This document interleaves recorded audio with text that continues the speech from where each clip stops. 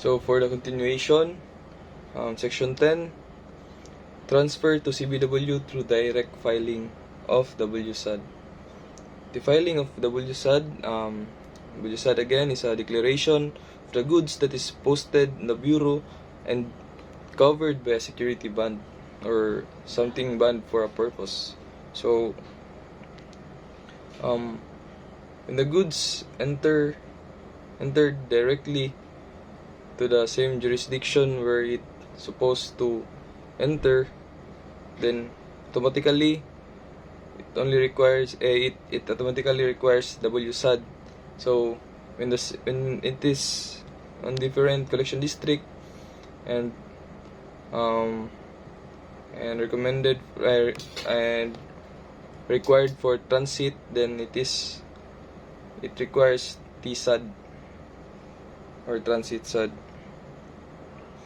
It is lodged in the E2M system to the Bureau's value-added service provider.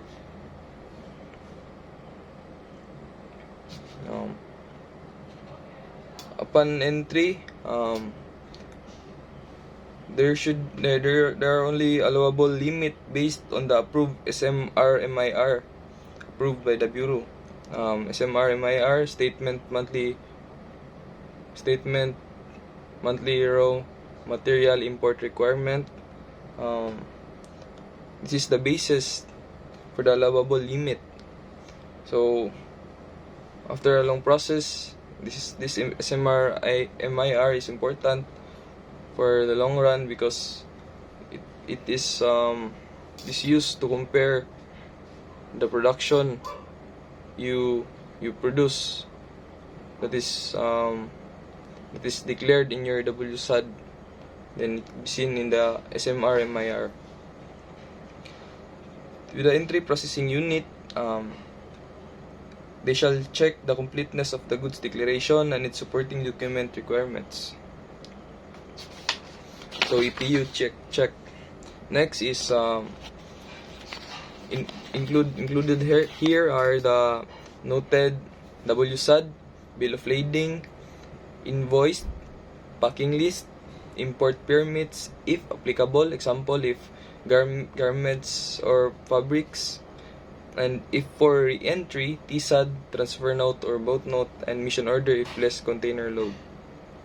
So it says here for re-entry, it needs TSAD.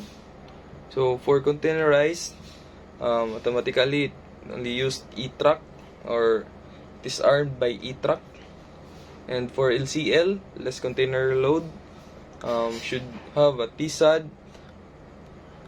Though containerized automatically used E-Truck, should also be issued by TSAD. Should also issue a TSAD and E-Truck. So for less container load, TSAD, boat note or transfer note with mission order for the accompanied officer. Transfer of good to TSAD.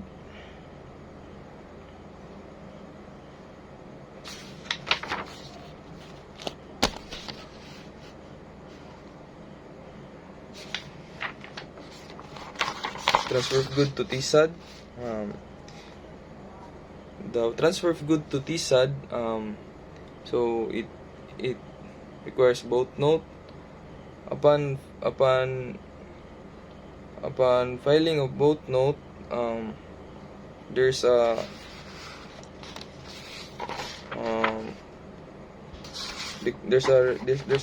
format, proper format for it. So I think it's Annex H, requisition slip. So transfer of goods to CBW through transit.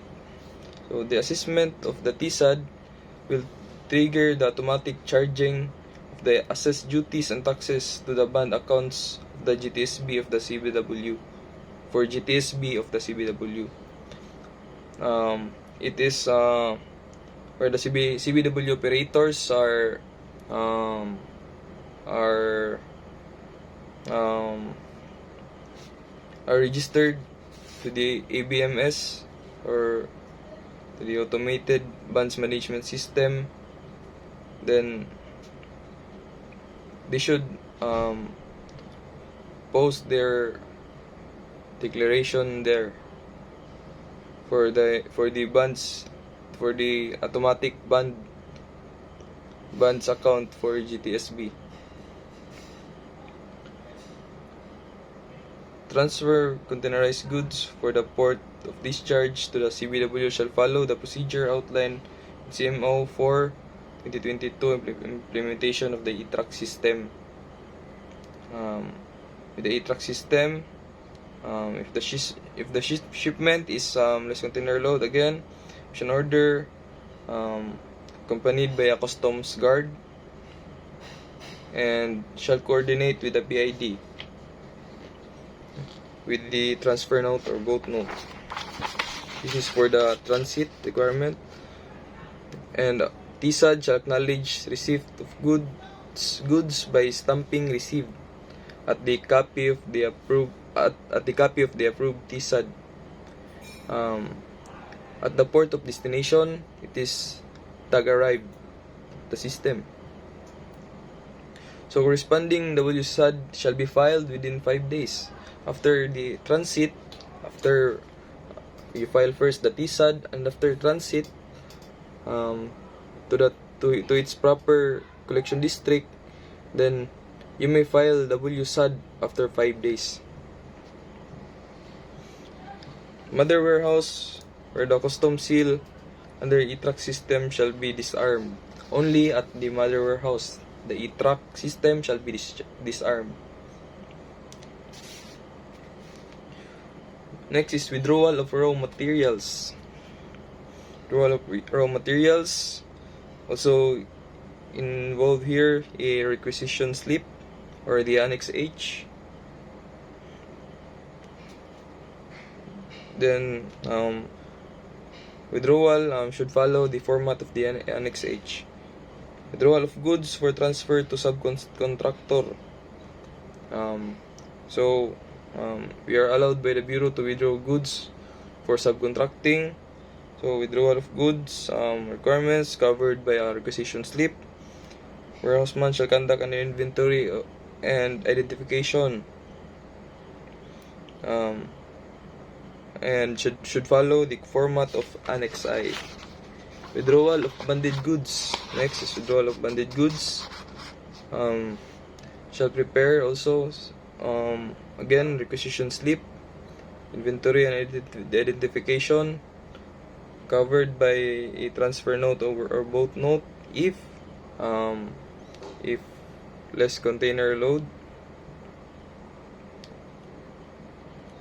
or LTL. So goods transferred to accredited subcontractor shall be returned to the CBW within 30 days from the date of transfer, subject to extension upon prior request by the CBW operator and approval with the district collector. So after transfer to the subcontractor,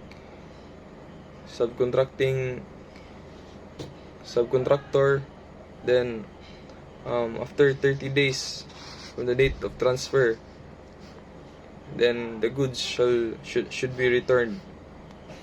But upon prior request by the CBW operator, then we can extend the period, and we can request for some extension with approval of the district collector.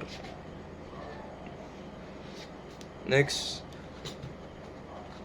withdrawal of sale to the same CCBW. Here, the requirements only. Usually here, common requirements is DCI, Certificate of Identification, Bureau of Customs Form 218, and the following format, Annex K. File of constructive export after